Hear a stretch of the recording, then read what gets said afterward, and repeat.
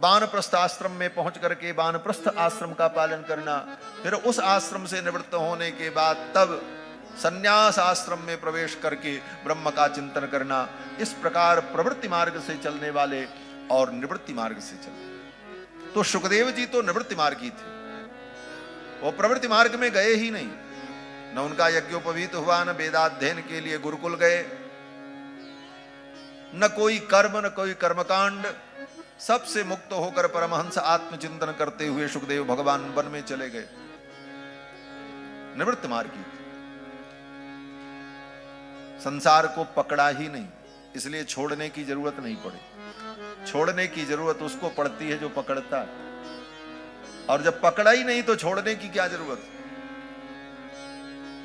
छोड़ने में तो कभी अहंकार भी आ जाता है कि हमने ये छोड़ा, हमने ये छोड़ा, लेकिन जिसने पकड़ा ही नहीं उसको छोड़ने का अहंकार भी नहीं होता। कोई अहंकार, हमने तो ग्रहण ही नहीं किया, तो मैं क्या छोड़ूं। ये निवृत्ति मार्ग है। कहते हैं कि प्रक्षालनाद ही पंकस्य दूराद स्पर्शनम वरम। पैर में कीचड़ लग जाए फिर उसे धुलना, इससे अच्छा है कि कीचड़ लगने ही न पावे, दूर से ही हम निकल जाएं। ये निवृत्ति मार्ग है। ऐसे निवृत्त मार्गी सुखदेव भगवान सौनक जी प्रश्न करते हैं कि सवई निवृत्त निरतो सर्वत्रोपेक्षको मुनि। सुखदेव जी तो निवृत्त मार्गी थे, उनको किसी से कोई अपेक्षा नहीं थी, अपितु सारे संसार की उन्होंने उपेक्षा कर दी। माता पिता बंधु संसार शास्त्र सब से उपेक्षा करके चल पड़े। ऐसे निवृत्त मार्गी सुखदेव भगवान ने कस्य वा बृहतीम एताम आत्मारामः समभ्यसत। आत्माराम श्री सुखदेव ने इतनी बड़ी संहिता भागवत को पढ़ने का सिर दर्द क्यों पाला, प्रश्न किया।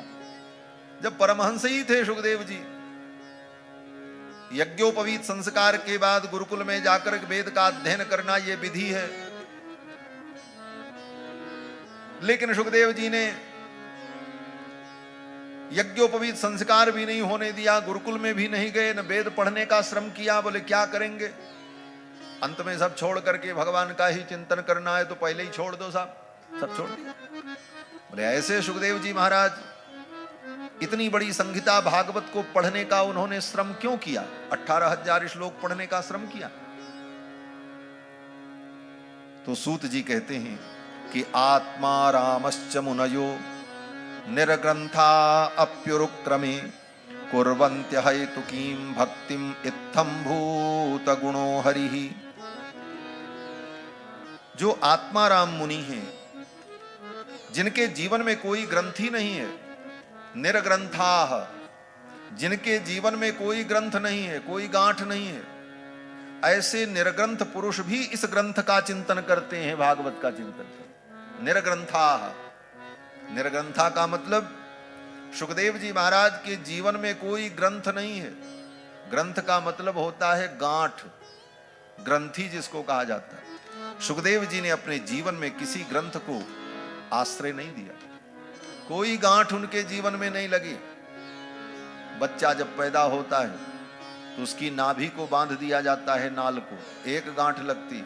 फिर बड़ा होता है, 12 दिन बीतने पर स्नान कराने के बाद उसके हाथ में पैर में धागा बांध दिया जाता, उसकी गांठ। कमर में धागा पहना दिया, उसकी गांठ। उसके बाद बोले बड़ा हुआ तो सिर मुड़ा करके चोटी छोड़ दी, चूड़ाकरण हुआ, अब चोटी में लगाओ गांठ। उसके बाद बोले यज्ञोपवीत संस्कार हुआ, बोले यज्ञोपवीत में गांठ। उसके बाद बोले अब ब्याह हुआ तो ब्याह में पति पत्नी दोनों के बीच में गांठ। जीवन भर गांठ ही गांठ बटोरता रहा प्राणी और बंधता गा। कितनी ग्रंथियां हमारे जीवन में आई और आती। इसका मतलब आप ये मत समझना कि ये सब कुछ गलत है, ये उपदेश है। अंत में इन ग्रंथियों से मुक्त होना है, लेकिन प्रवृत्ति मार्गी के लिए यह सब जरूरी है। निवृत्त मार्गी के लिए जरूरी नहीं है, लेकिन प्रवृत्ति मार्गी के लिए जरूरी है। और निवृत्त मार्ग में भी जो परमहंस कोटि के हैं उनके लिए जरूरी नहीं। जो अभी परमहंस कोटि में नहीं पहुंचे हैं वो अगर निवृत्त मार्ग का अनुसरण करते हुए सब कुछ धर्म कर्म आदि छोड़ देंगे तो उनका पतन हो जाए। वो तो सुखदेव है, ऐसा कोई हो नहीं सकता। सुखदेव जी की स्थिति बड़ी उच्च कोटि की। निर्ग्रंथाः, जीवन में किसी ग्रंथ को आश्रय ही नहीं दिया, लेकिन उन्होंने भी इस भागवत ग्रंथ को स्वीकार किया, इसको पढ़ा और पढ़ करके इसे जीवन में अनुभव किया। क्यों? बोले दुनिया के जितने ग्रंथ हैं वो तो बांधने का काम करते हैं, लेकिन ये भागवत ग्रंथ ऐसा है जो खोलने का काम करता है, ये जीव को मुक्ति मार्ग प्रदान करता है। इसलिए इस ग्रंथ का आश्रय लिया। कुरवन्त्य हेतुकीम भक्तिम इत्थम भूत गुणो हरि, और इसमें जो भगवान श्री हरि की महिमा का, उनके गुणों का वर्णन है, वे गुण ही ऐसे दिव्य हैं जिन गुणों को परमहंस लोग भी श्रवण करते हैं और चिंतन करते हैं, आनंद लेते हैं। सुखदेव जी महाराज को राजा वेद व्यास जी ने संपूर्ण भागवत पढ़ा दी और सुखदेव जी ने इसे स्वीकार कर लिया, ग्रहण कर लिया। सुखदेव जी तो समाधि में थे, लेकिन वेद व्यास जी के शिष्यों ने जाकर के जब भागवत के कुछ श्लोक सुनाए तो सुखदेव जी की समाधि छूट गई और अपनी समाधि छोड़ करके व्यास जी के चरणों में आए और बैठ करके इस कथा को श्रवण किया। और समय आने पर सुखदेव जी ने यह कथा राजा परीक्षित को सुनाई। राजा परीक्षित को सुखदेव जी ने यह कथा कब सुनाई? तो सूत जी कहते हैं जब महाभारत का युद्ध समाप्त हो गया, भीम ने अपनी गदा से दुर्योधन की जंघाओं को तोड़ दिया। दुर्योधन युद्ध के मैदान में पड़ा था, अपनी मृत्यु की प्रतीक्षा कर रहा था। उसी समय द्रोणाचार्य के पुत्र अश्वत्थामा आए और अश्वत्थामा को देख करके दुर्योधन रोने लगा। दुर्योधन ने कहा, आचार्य पुत्र, हमारी पराजय हो गई। इतने बड़े बड़े वीर हमारे पक्ष में थे, लेकिन इस युद्ध में हमारी पराजय हुई। अश्वत्थामा ने कहा, राजन, पराजय वीरों के कारण नहीं हुई, आपकी नीतियों के कारण। आपकी नीतियां ठीक नहीं थी। दुर्योधन ने कहा, क्या नीति मेरी ठीक नहीं थी? अश्वत्थामा ने कहा, आपने उन लोगों को सेनापति बनाया जो लोग मन से तो पांडव के पक्ष में थे और तन से तुम्हारे साथ थे। युद्ध तो तुम्हारे तरफ से करते थे, लेकिन उनका मन पांडव के पक्ष में था। चाहे वो पितामह रहे हों, चाहे मेरे पिता द्रोणाचार्य रहे हों, चाहे कृपाचार्य हों, ये सब पांडव के पक्षधर हैं।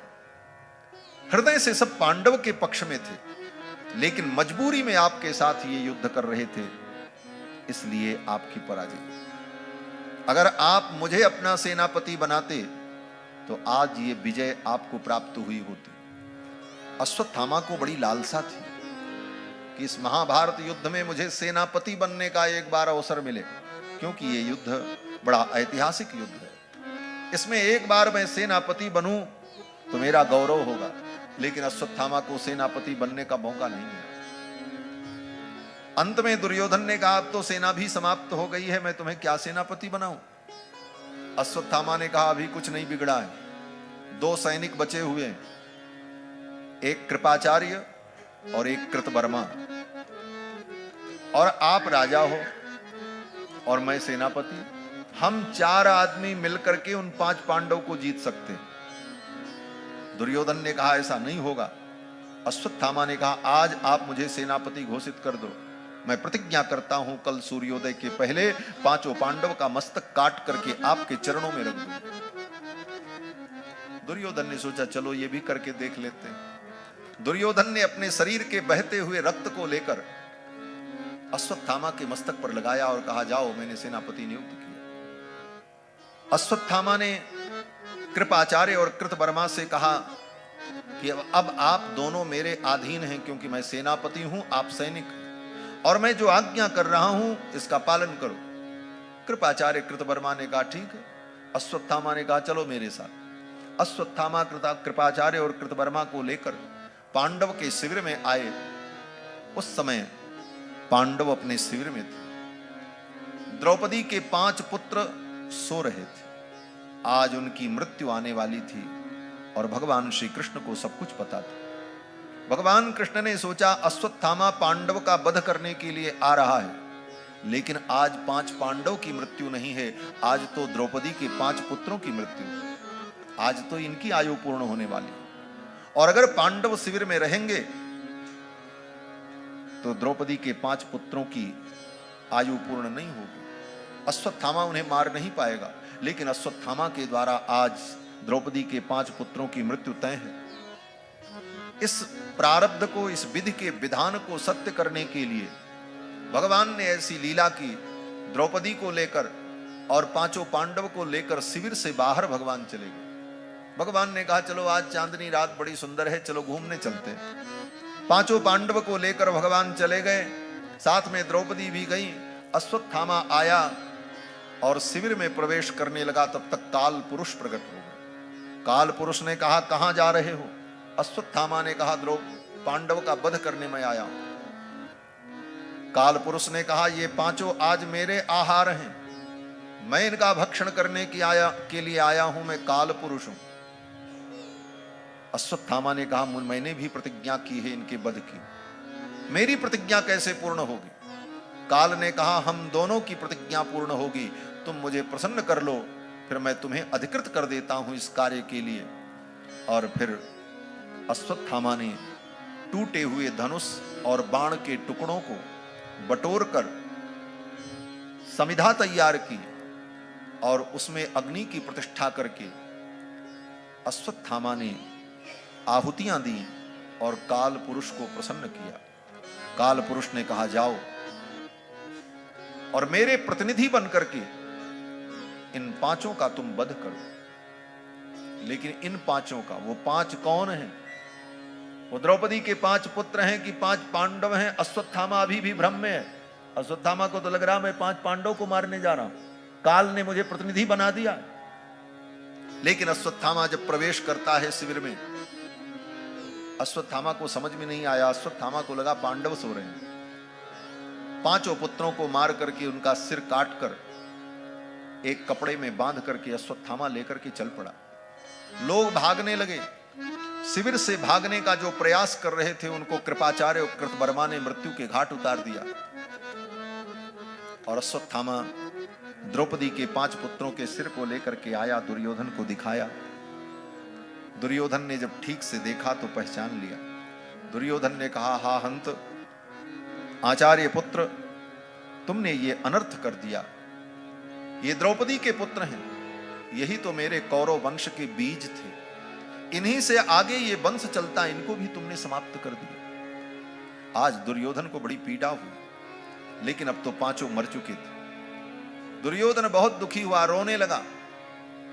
अश्वत्थामा को भी बड़ा पश्चाताप हुआ, मैं तो पांडव समझ करके मार करके चला आया, लेकिन ये तो पांडव नहीं हैं, तो पांडव ये भी, क्योंकि पांडु के वंश में जो उत्पन्न हो वो पांडव ही।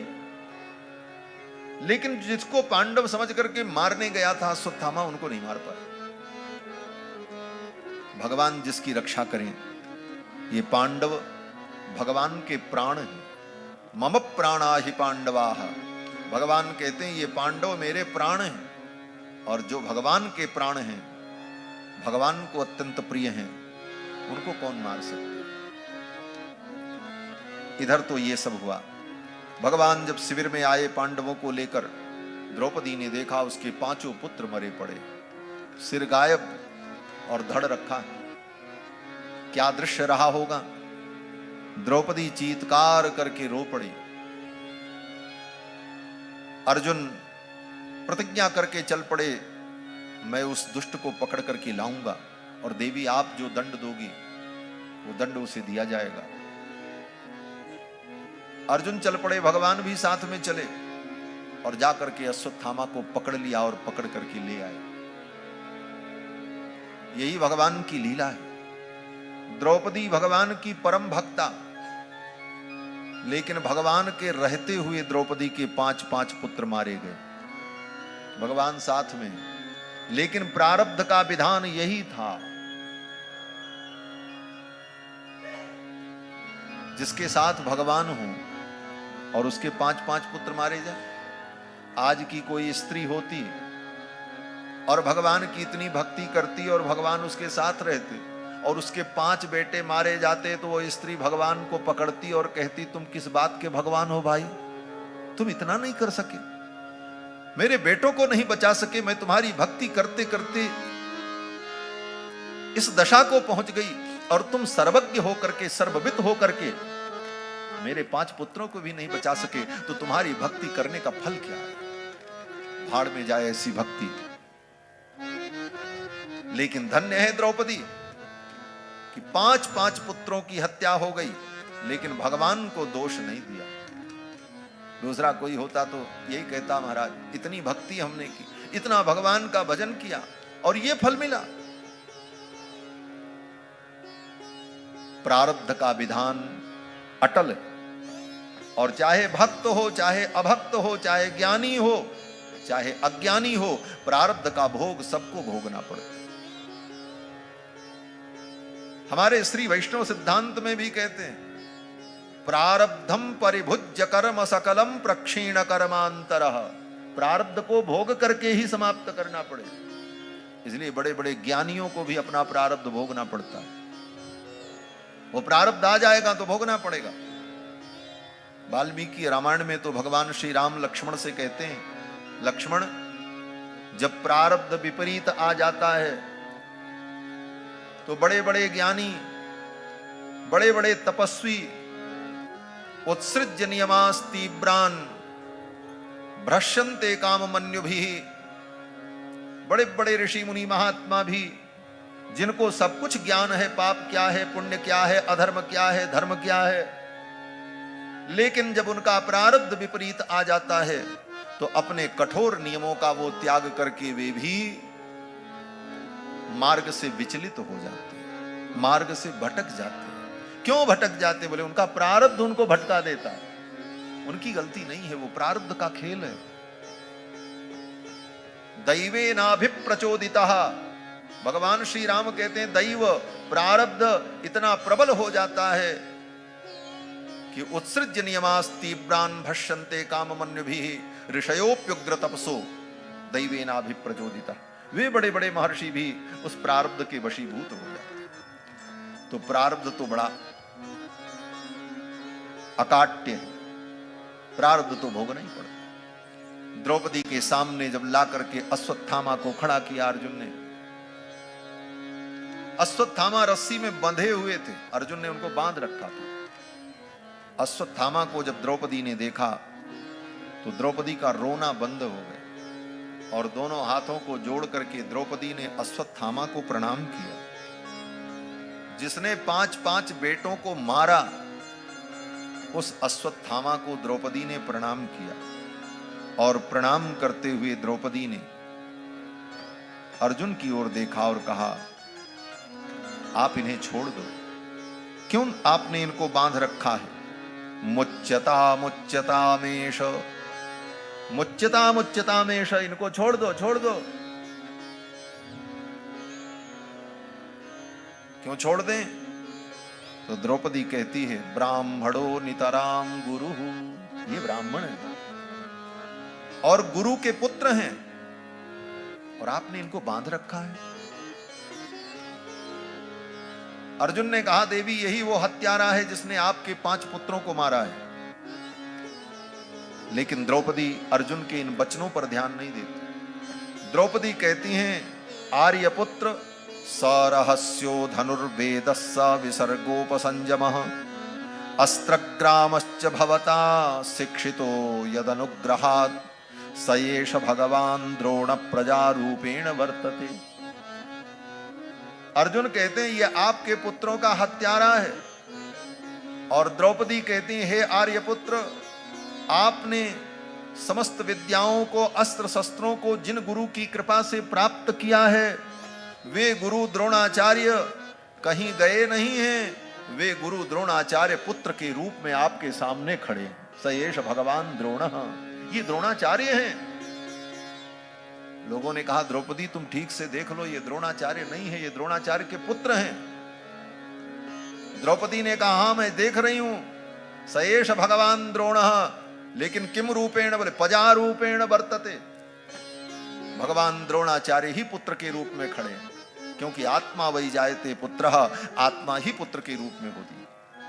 ये द्रोणाचार्य के पुत्र तो हैं, लेकिन द्रोणाचार्य ही इस रूप में हमारे सामने खड़े हैं, क्योंकि पुत्र को पिता की ही आत्मा का स्वरूप कहा जाता है।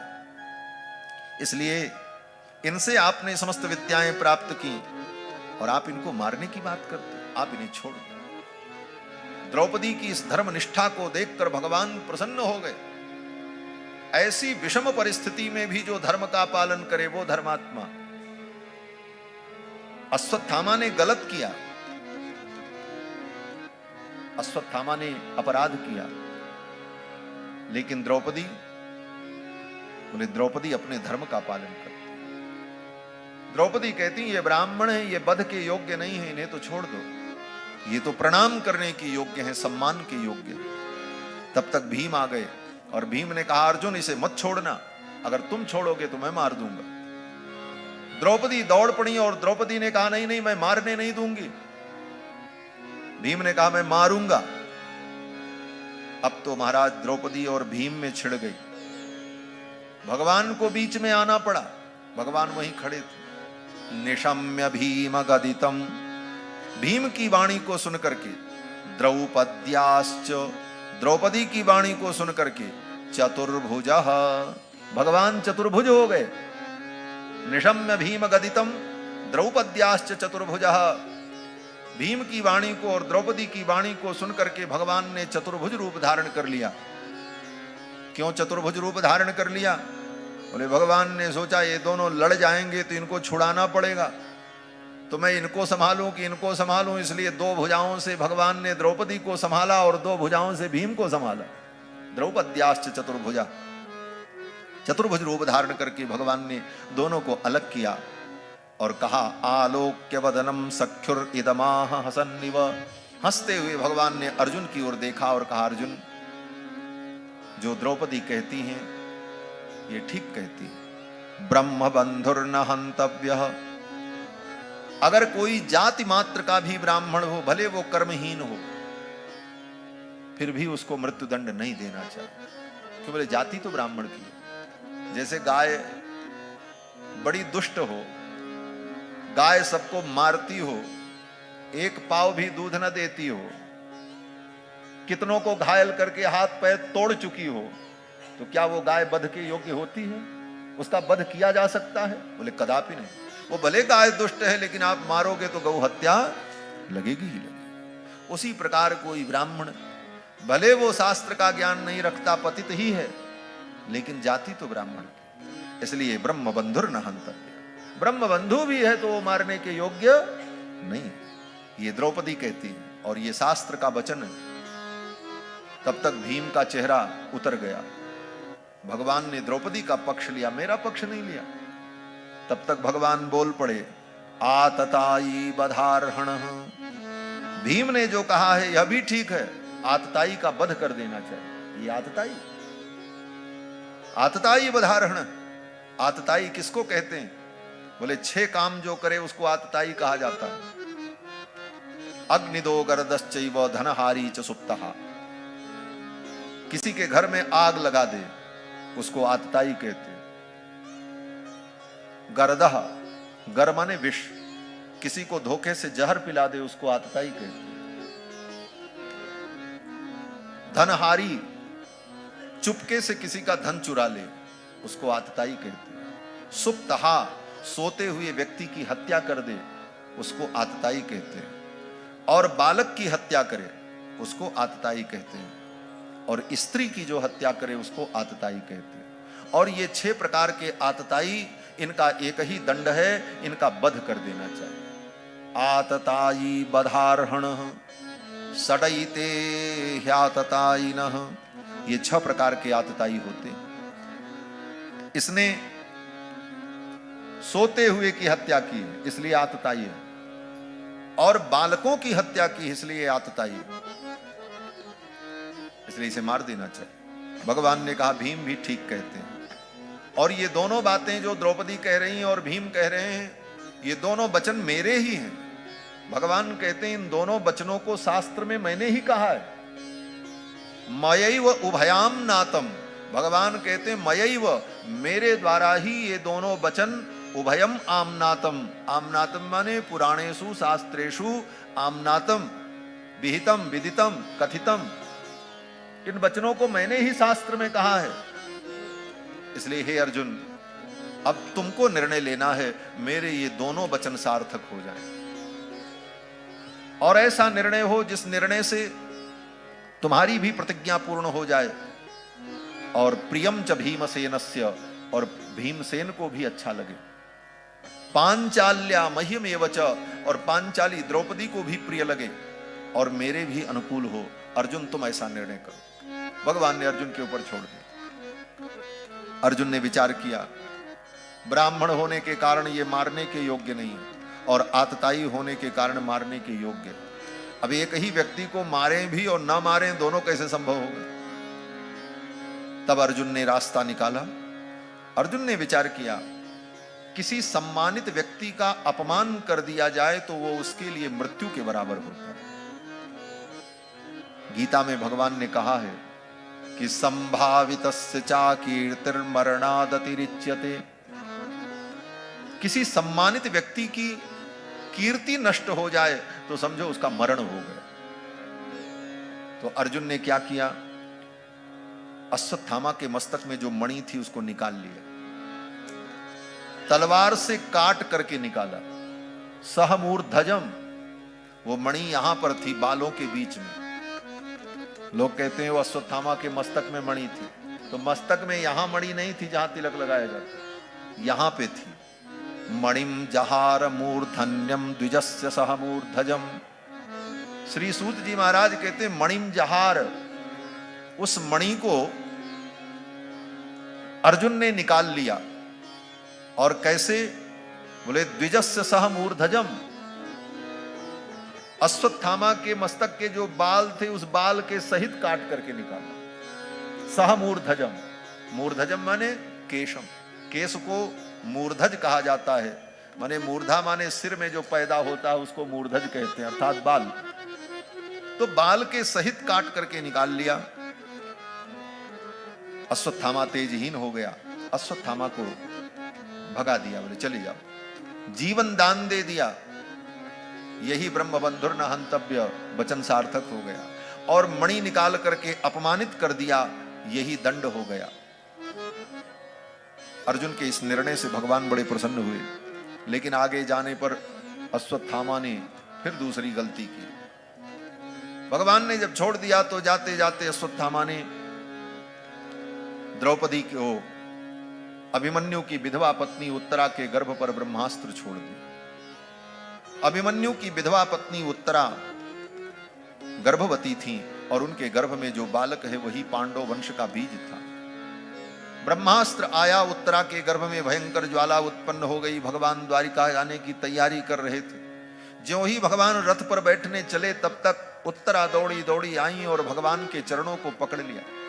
और उत्तरा ने कहा कि पाहि पाहि महायोगिन देव देव जगतपते, हे जगतपति पाहि माम, मेरी रक्षा करो। भगवान सब कुछ समझ गए। उत्तरा ने कहा, हे प्रभु मेरे इस गर्भ को बचा लो। कामम दहतु माम नाथ मामे गर्भो निपात्यताम, मेरे इस गर्भ को आप बचा लो, भले मैं मर जाऊं लेकिन मेरा ये गर्भ बच जाए। भगवान ने कहा, उत्तरे तेरा ये गर्भ बच जाए और तू मर जाए, जब तू ही मर जाएगी तो ये तेरा गर्भ रह करके क्या करेगा? इस गर्भ से तुझे इतना प्रेम क्यों है? उत्तरा ने कहा, गोविंद मुझे गर्भ से प्रेम नहीं है, मुझे अपने शरीर से भी प्रेम नहीं है, मुझे तो प्रेम आपके चरणों में है। भगवान ने कहा, तेरे इस गर्भ से मेरे चरण का क्या संबंध है? उत्तरा ने कहा, गोविंद ये दुनिया में लाखों लोग पैदा होते हैं, मरते रहते हैं, ये कोई नई बात नहीं है, ये तो मृत्युलोक है। ये मेरा गर्भ का बालक आज मरे चाहे पैदा होने के 100 वर्ष बाद मरे, मरना तो है। लेकिन हे गोविंद, अगर ये बालक नष्ट हो गया तो पांडव का कुल नष्ट हो जाएगा और ये कलंक आपके ऊपर होगा। कि जिन कृष्ण ने सर्वेश्वर परमात्मा ने पांडव के वंश की रक्षा का संकल्प लिया था, वो वंश इस पृथ्वी से सदा सदा के लिए समाप्त हो गया। ये कलंक आपको होगा, और मैं नहीं चाहती कि हे गोविंद आपके इस चरित्र पर, आपके यश पर कलंक हो, ये मैं नहीं चाहती। आपका यश सदा समुज्वल बना रहे, ये मैं चाहती हूं, इसलिए इसे आप बचा लो। नहीं तो आपकी अपकीर्ति होगी, मेरा तो कुछ नहीं होगा, लेकिन दुनिया आपको क्या कहेगी, आने वाली पीढ़ियां कहेंगी कि पांडव के वंश की रक्षा नहीं कर सके गोविंद। भगवान ने कहा, उत्तरा तू ठीक कहती, लेकिन तेरे गर्भ में मैं कैसे आऊं? बोले क्यों? तेरे गर्भ का स्पर्श करने का अधिकार तो केवल तेरे पति को है। उत्तरा ने कहा, जगत पते, आप सारे जगत के पति हो, आ जाओ, कोई दिक्कत नहीं। देव देव जगत पते, अरे तेरे गर्भ में मैं कैसे आऊं? उत्तरा ने कहा, आप योगी हो, एक योगी अपने योग बल से बहुत कुछ कर लेता है, लेकिन आप तो योगी नहीं, महायोगी हो। देव देव जगत पते पाहि पाहि महायोगिन, आप महायोगी, आप मेरे गर्भ में आ जाओ और इस गर्भ को बचा लो। भगवान ने अंगुष्ठ मात्र रूप धारण किया और उत्तरा के गर्भ में प्रविष्ट हो गए। उस मरे हुए बालक को भगवान ने पुनः जीवित कर दिया। सुदर्शनेन स्वास्त्रेण स्वानाम रक्षाम व्यधात विभु, गर्भ में जाकर के भगवान ने उस मरे हुए बालक को बचा लिया, उसे पुनर्जीवित कर दिया। वही बालक महाराज परीक्षित है, जिनको सुखदेव जी ने कथा सुनाई। उत्तरा के पुत्र हैं, अभिमन्यु के पुत्र हैं, गर्भ में ही भगवान का इनको दर्शन प्राप्त हो गया। और बालक को पुनर्जीवित करने के बाद भी भगवान गर्भ में ही रहे। कितने दिनों तक? बोले जब तक बालक का जन्म नहीं हुआ तब तक भगवान अंगुष्ठ मात्र रूप धारण करके उस गर्भ के चारों तरफ आलात चक्र के समान घूमते रहे। जैसे कोई चक्र घूम रहा हो, उसी प्रकार भगवान उस गर्भ के चारों तरफ अपनी कौमोद की गदा लेकर के घूमते रहे। कहीं से इस बालक का एक रोम भी खंडित न होने पावे। और जब ससुरक्षित बालक का जन्म हो गया, महाराज परीक्षित का प्रादुर्भाव हुआ, तब भगवान उस गर्भ से गए। यही महाराज परीक्षित है। आगे सूत जी कहते हैं कि भगवान उत्तरा के गर्भ की रक्षा करने के बाद जब द्वारकापुरी जाने को तैयार हुए तो सामने कुंती बुआ आ गईं। भगवान ने कुंती बुआ को प्रणाम किया और कहा, बुआ जी, अब तो आपके पुत्रों का राज्य स्थापित हो गया, आपके पुत्र सब सुखी हो गए, अब कोई इच्छा आपकी शेष बची हो तो आप बताओ। भगवान ने कुंती से पूछा तो कुंती ने कहा कि नमस्ये पुरुषम त्वाद्यम ईश्वरम प्रकृतेः परम।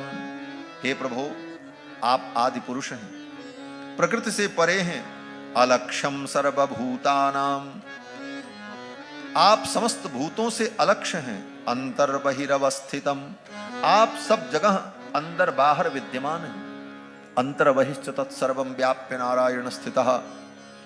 कुंती भगवान की स्तुति करते हुए कहती हैं, न लक्ष्यसे मूढ़ दृशा नटो नाट्यधरो यथा यथा।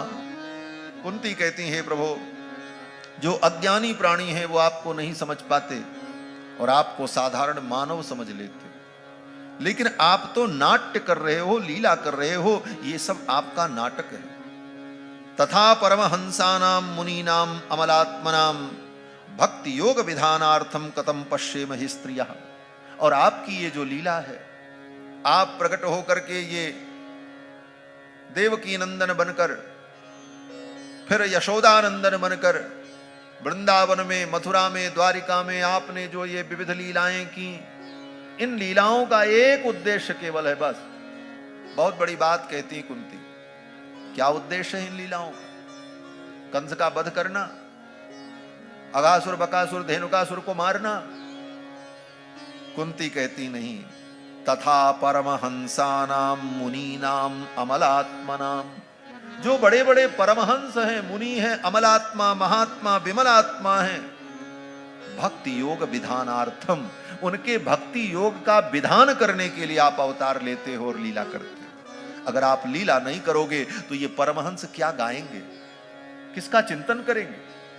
सच में भगवान की लीला तो अपने उन भक्तों के सुख के लिए होती है, जो भगवान के प्रेमी भक्त हैं, परमहंस कोटि के महात्मा हैं, उनको सुख देने के लिए वो इन लीलाओं को गा करके, सुन करके आनंद का अनुभव करें और अपने मन को भगवान में लगा दें। इस उद्देश्य से भगवान की लीला होती। यह चरित जे गावई हरिपद पावई तेन परई भवकूप, तथा परमहंसानाम मुनीनाम अमलात्मनाम भक्ति योग विधानार्थम कथम पश्येम हि स्त्रियः। मैं तो स्त्री हूं, कुंती कहती मैं तो स्त्री हूं, मैं आपके लीला के रहस्य को क्या समझ पाऊंगी?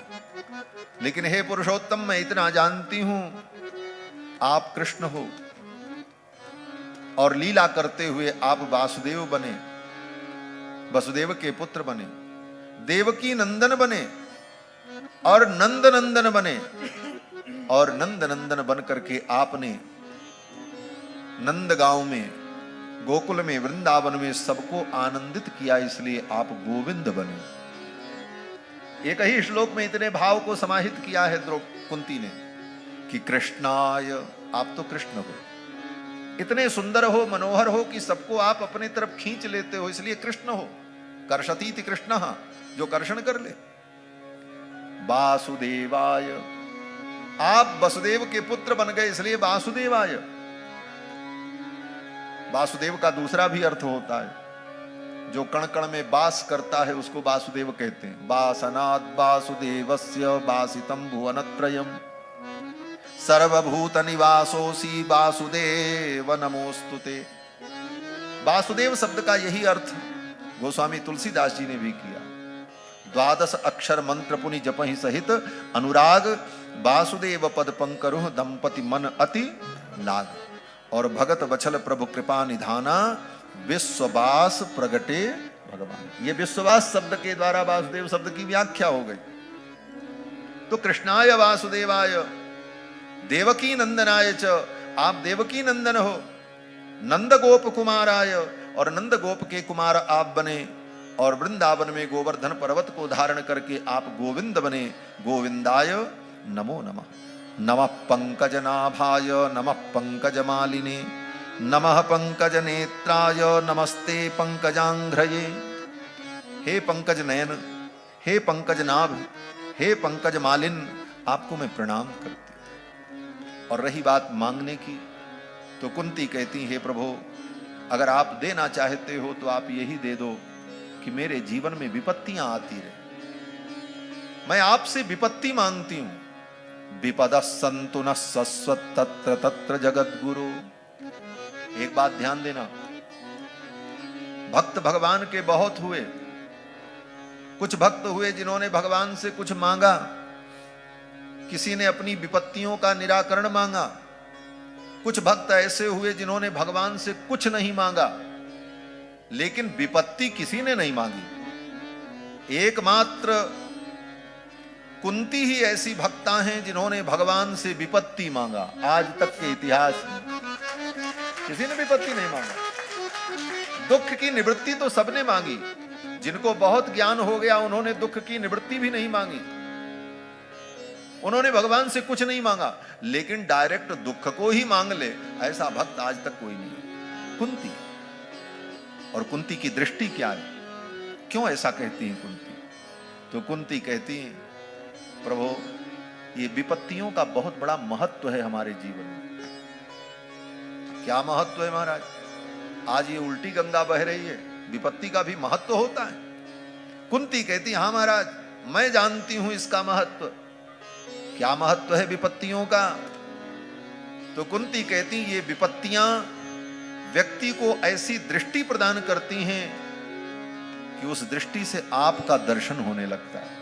जब तक जीवन में विपत्तियां नहीं आएंगी तब तक गोविंद आपके दर्शन की योग्यता नहीं आएगी। जीव के अंदर भगवत दर्शन की योग्यता तभी आती है जब उसके ऊपर विपत्ति आती है। भवतो दर्शनम यत् स्यात् अपुनर्भव दर्शनम, आपका दर्शन तभी होता है जब जीवन में विपत्तियां आती हैं। तो ये विपत्तियां तो बड़ी अच्छी हैं जो आपका दर्शन करा देती हैं। और आपके दर्शन का फल क्या है? बोले अपुनर्भव दर्शनम। आपके दर्शन का फल है कि संसार में फिर उसका जन्म नहीं होता, वो जन्म कर्म के बंधन से मुक्त हो जाता है। और हे गोविंद, जन्मैश्वर्य सुत स्त्रीभिर एधमान मदपुमान नैवारहत्य विधातुम वै ताम अकिंचन गोचर। जो अपने जन्म, जाति, ऐश्वर्य, विद्या और धन के मद में अंधे हैं, ऐसे लोग आपका दर्शन नहीं कर पाते। आपका दर्शन तो उन्हीं को होता है जो अकिंचन होते हैं। त्वाम अकिंचन गोचरम, आप अकिंचनों के दृष्टि का विषय बनते हो। धनवानों के और विद्वानों के दृष्टि का विषय आप नहीं बनते हो। कुंती कहती हैं, नमो अकिंचन वित्ताय, जिसके पास कुछ नहीं होता उसी के तो आप सर्वस्व हो, उसके आप धन हो। निवृत्त गुणवृत्तये आत्मा रामाय शांताय कैवल्यपतये नमः। कुंती ने बड़ी अच्छी बात कही। कुंती ने चलते चलते भगवान से फिर एक बात कही। कुंती कहती, हे प्रभु, अब एक काम आप करते हुए जाओ। बोले क्या? बोले संसार में मेरा किसी से स्नेह नहीं, न धन से, न संपत्ति से, यहां तक कि अपने शरीर से भी मेरा कोई स्नेह नहीं। हां, थोड़ा बहुत स्नेह अगर मेरे हृदय में बचा हुआ है तो अपने इन पुत्रों के प्रति है, ये मेरे जो बेटे। लेकिन गोविंद, मैं आपसे प्रार्थना करती हूं कि मेरे पुत्रों के प्रति मेरा जो स्नेह है, इस स्नेह को भी आप समाप्त करके यहां से जाओ। ये मेरा स्नेह समाप्त हो, ये मेरा मन जो बार बार पुत्रों में जाता है, ये खत्म हो जाए। एक निष्ठ मेरा मन आप में लगा रहे। स्नेह पास मिमम छिंदी दृढ़म पांडुसु विष्णुसु त्वयि में अनन्य विषया मतिर मधुपते सकृत। कुंती कहती हैं, हे मधुपते, मेरी वृत्ति और मेरा स्नेह केवल आप में, ये मेरे पुत्रों में जो मेरा यत्किंचित स्नेह बचा हुआ है, इसको भी आप समाप्त कर दो और तब आप जाओ। यही भगवान से मांगा। सच पूछो तो भगवान से यही मांगना चाहिए। ये हमारा मन जो कई जगहों पर संसार में अटका है, ये अटकाव खत्म हो जाए और मन में जो संसार के प्रति स्नेह है, वो स्नेह का बंधन छूट जाए और भगवान के चरणों में अविचल प्रीति हो जाए। यही कुंती ने भगवान से मांगा। फिर तो भगवान चलने लगे। चलते चलते भगवान को अपने एक भक्त की और याद आ गई। अब इस भक्त की चर्चा करके ही वाणी को विराम करेंगे। थोड़ा देर भी होगा, कोई बात नहीं। ऐसे तो कुछ लोग इशारा कर रहे हैं कि जल्दी करो। तो ये परम भागवत है। कौन? बोले पितामह भीष्म। महाभक्तों में इनकी गणना है। स्वयंभू नारद शंभु कुमार कपिलो मनु प्रहलादो जनको भीष्मो बलिर्वैयासिकिर्वै द्वादशैते विजानीमो धर्मम भागवतम भटाः। ये भागवत धर्म के भट। पितामह की याद आ गई, भगवान चल पड़े। और भगवान जब आए पांडव को लेकर, सूर्य उत्तरायण हो चुके थे। युद्ध के मैदान में भीष्म पितामह बाण सैया पर पड़े थे। ऋषि मुनियों को पता चल गया कि अब भीष्म पितामह के प्रयाण का समय आ गया है। पितामह के प्रयाण को देखने के लिए बड़े बड़े लोग आए। बड़े बड़े लोग का मतलब बड़े बड़े ज्ञानी लोग आए, ऋषि लोग आए। पर्वतो नारदो धौम्यो भगवान बादरायण। महर्षि पर्वत आए। पर्वत नाम के कोई महर्षि थे, वो आए। नारद जी आ गए, धौम्य आए। भगवान वेदव्यास आ गए। बृहदस्व भरद्वाज, बृहदस्व भरद्वाज सशिष्यो रेणुकासुतः, अपने शिष्यों के सहित श्री परशुराम जी महाराज आ गए। वशिष्ठ इंद्र प्रमदो, वशिष्ठ भगवान, इंद्र प्रमद, त्रित, गृत्समद, असित, कक्षीवान, गौतम, अत्रि, कौशिक, सुदर्शन, ये बड़े बड़े महामुनि लोग पितामह का अंतिम प्रयाण देखने के लिए आए। और पांडव तो आए ही थे, भगवान आ गए। आकाश में देवता प्रकट हो गए पितामह के प्रयाण को देखने के लिए।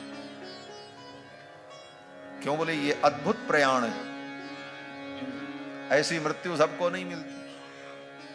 पितामह बाण की सैया पर पड़े हैं, सूर्य उत्तरायण हो गए, भगवान का दर्शन कर रहे हैं, भगवान के भक्त पांडवों का दर्शन कर रहे हैं।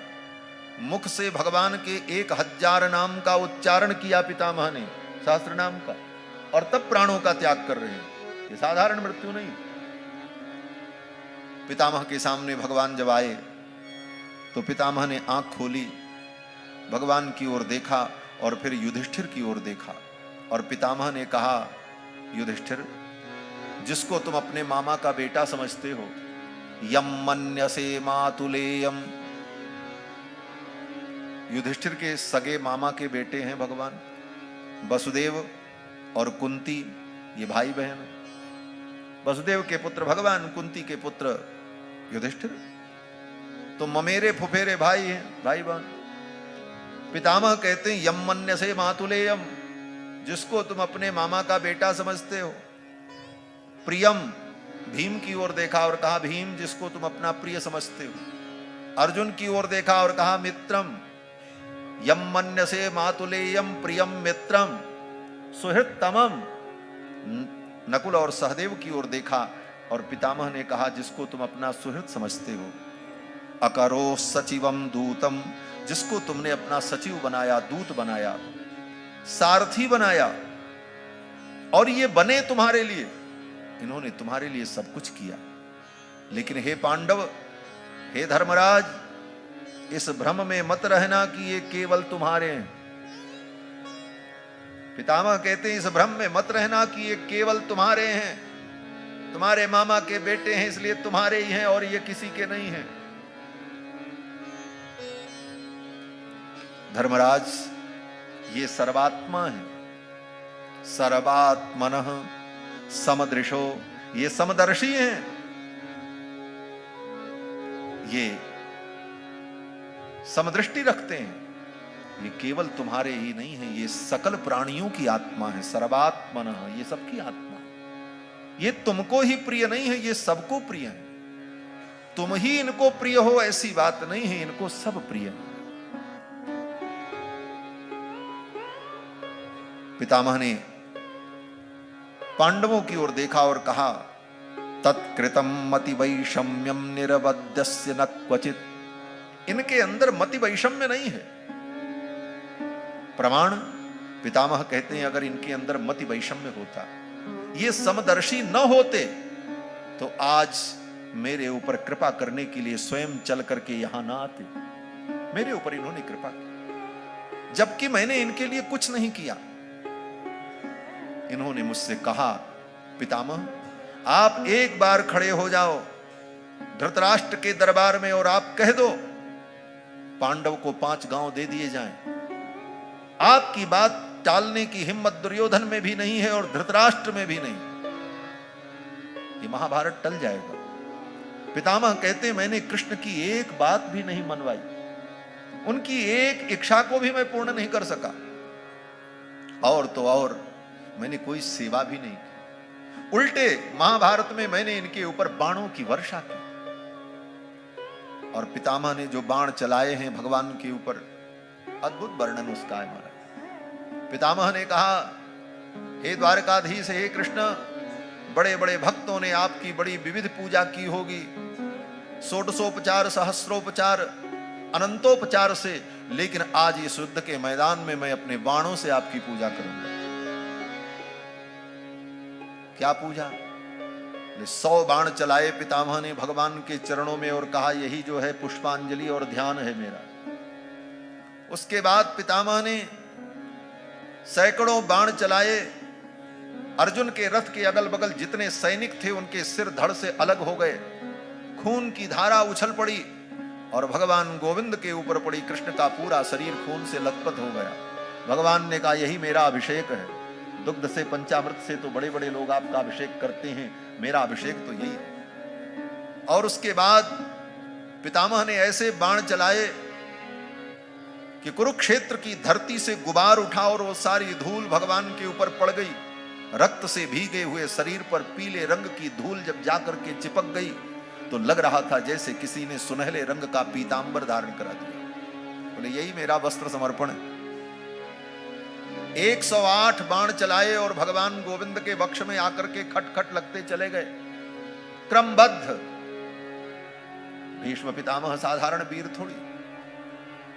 उन बाणों के लगने पर बाणों का जो पुच्छ भाग था, पीछे का हिस्सा, उसमें जो फूल लगे थे, पंखुड़ियां लगी थी, उसे गति देने के लिए वो पंखुड़ियां दिखाई पड़ रही थी। लग रहा था जैसे गले में भगवान ने सुंदर माला धारण की, बाणों की माला। अब तो अर्जुन कांप गए पितामह के इस पराक्रम को देखकर। पितामह ने कहा गोविंद आपकी पूजा संपन्न हो गई, अब आपको भोग समर्पण करना। आप पुरुषोत्तम हो और आप उत्तम वस्तु का भोग करते हो, और इस महाभारत युद्ध में निस्संदेह अर्जुन से बड़ा कोई वीर नहीं। सर्वोत्तम वीर अगर कोई है इस महाभारत युद्ध में तो अर्जुन है, और आज अर्जुन के प्राणों की आहुति ही मैं आपके चरणों में समर्पण करूं। पितामह ने उठा लिया धनुष। पितामह के इस पराक्रम को देख करके भगवान भी घबरा गए। अब अर्जुन नहीं बचेगा, अब मुझे ही कुछ करना होगा।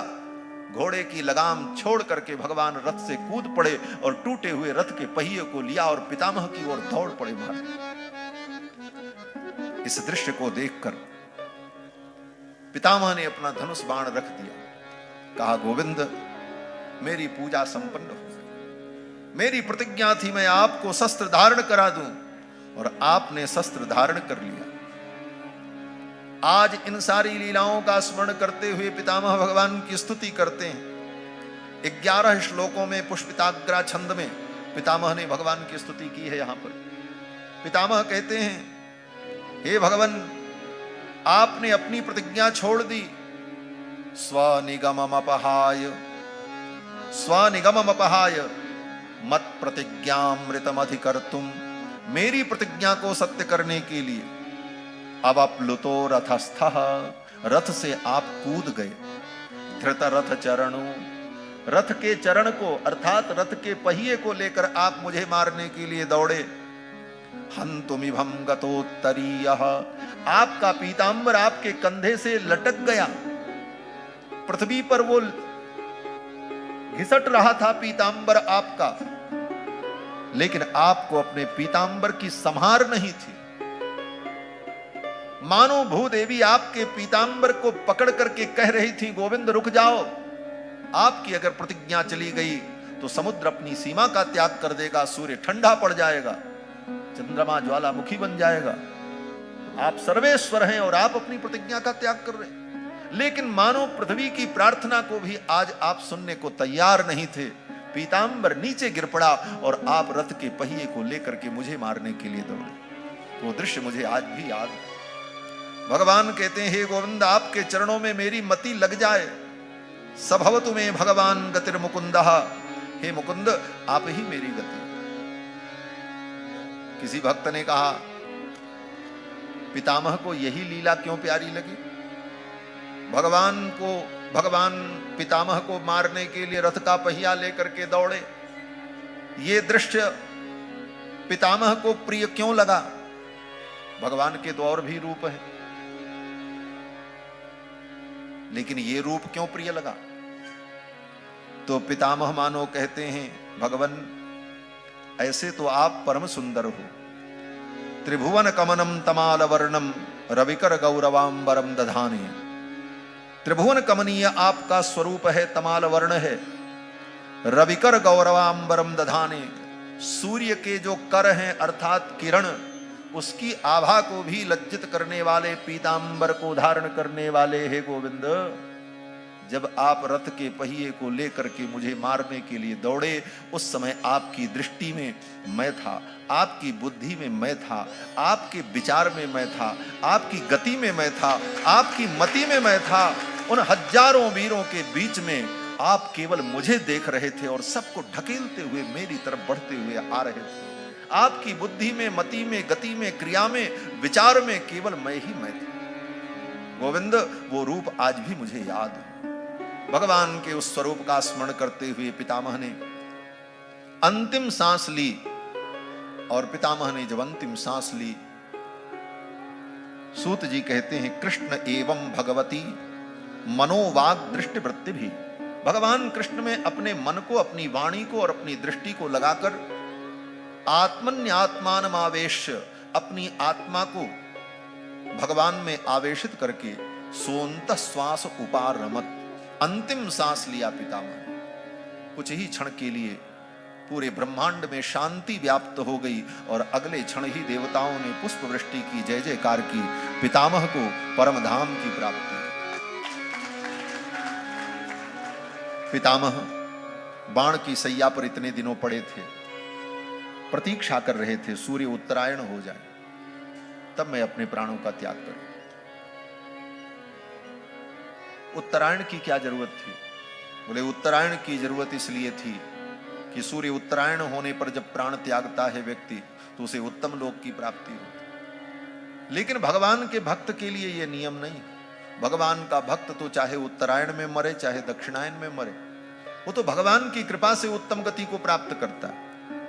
और जिसके सामने भगवान खड़े हों और जो परम धर्मात्मा जीवन भर जिसने अखंड ब्रह्मचर्य का पालन किया, ऐसे पितामह, उनको उत्तम लोक की प्राप्ति नहीं होगी, उनको उत्तरायण की प्रतीक्षा करनी पड़ेगी। कहते हां, पितामह उत्तरायण की प्रतीक्षा कर रहे थे, लेकिन कौन से उत्तरायण की? बोले ये सूर्य उत्तरायण हो जाए ये तो अलग बात है, लेकिन वास्तव में पितामह अपने उत्तरायण की प्रतीक्षा कर रहे थे। इनका उत्तरायण कौन है? बोले पितामह का उत्तरायण तो भगवान कृष्ण है, जो उत्तरा के गर्भ में जाकर परीक्षित को बचा करके आ रहे हैं, वो उत्तरायण। भक्त वत्सल हैं, उत्तरा के गर्भ में गए थे और उत्तरा के गर्भ से जो आवे वो उत्तरायण। और उस उत्तरायण की विशेषता क्या है? बोले वो भक्त वत्सल है, भक्त वांछा कल्पतरु है। अपने भक्तों के लिए अपने सारे नियम को तोड़ देता है। अपना मान भले टल जाए पर भक्त का मान न टलते देखा। वो उत्तरायण, उस उत्तरायण की प्रतीक्षा कर रहे थे। वो उत्तरायण कौन है? बोले वही गोविंद कृष्ण है। कृष्ण आ गए, उनका उत्तरायण आ गया और फिर पितामह ने अपनी लीला पूर्ण की। पितामह को परम गति की प्राप्ति हुई। इसके बाद भगवान द्वारिका चले जाते हैं और द्वारिका में भगवान आनंद से निवास करते हैं। इधर पांडवों का राज्य स्थापित होता है और फिर समय आने पर भगवान ने जब अपनी लीला का संवरण किया, पांडवों को पता चला। अर्जुन द्वारिका से सब देख करके आए, द्वारिका का संहार, द्वारिका का जल में डूब जाना, समुद्र में डूब जाना। तो अर्जुन के द्वारा ये वृत्तांत सुनकर के पांडवों ने भी स्वर्गारोहण किया और अपना राज्य अपने पौत्र उत्तरा के पुत्र परीक्षित को सौंप दिया। और परीक्षित को राज्य सौंप करके पांडव भी स्वर्गारोहण करके स्वर्ग चले गए। महाराज परीक्षित राजा हुए हैं।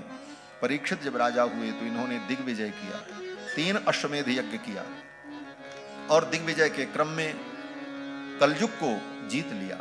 कलयुग ने शरणागति कर ली तो कलयुग को छोड़ दिया। बोले ठीक है तुम भी रहो। क्यों छोड़ दिया परीक्षित ने? ये कथा मैंने कल सुना दी। कलयुग की क्या विशेषता है, उस विशेषता को देख करके परीक्षित ने छोड़ दिया। और वही महाराज परीक्षित एक दिन वन में गए और एक महात्मा के प्रति उनसे अपराध हो गए। ये अपराध जानबूझकर नहीं हुआ, न संस्कार वशात हुआ, अपितु प्रारब्ध का यही विधान था। परीक्षित परम ज्ञानी है, भागवत है, वो किसी संत का अपमान करें ये ठीक नहीं है और ऐसी उनकी बुद्धि भी नहीं है। लेकिन वो प्रारब्ध था, मृत्यु का विधान उस प्रकार बनना था, इसलिए ऐसा सब कुछ हुआ। और फिर मुनि के पुत्र ने शाप दे दिया, आज के 7वें दिन तुम्हारी मृत्यु हो जाएगी।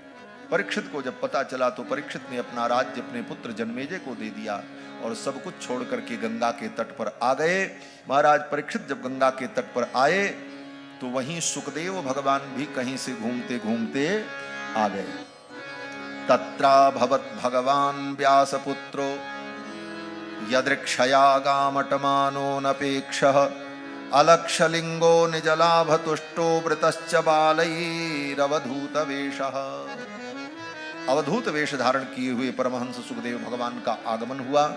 बोलो श्री सुखदेव भगवान की। ये भागवत की कथा में सुखदेव जी का आगमन बड़ा महत्वपूर्ण होता है।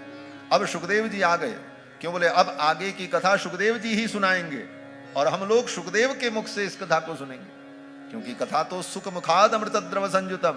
जब तक सुखदेव का मुख न लगे तब तक इसमें मधुरता कहां आएगी। तो अब तो सुखदेव आ गए, सुखदेव जी का आगमन हो गया और सुखदेव जी जब आए तो राजा परीक्षित ने उनके चरणों में निवेदन किया है और फिर श्री सुखदेव जी महाराज राजा परीक्षित को कथा सुनाएंगे।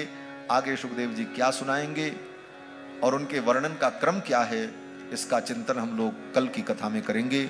आज बस इतना ही।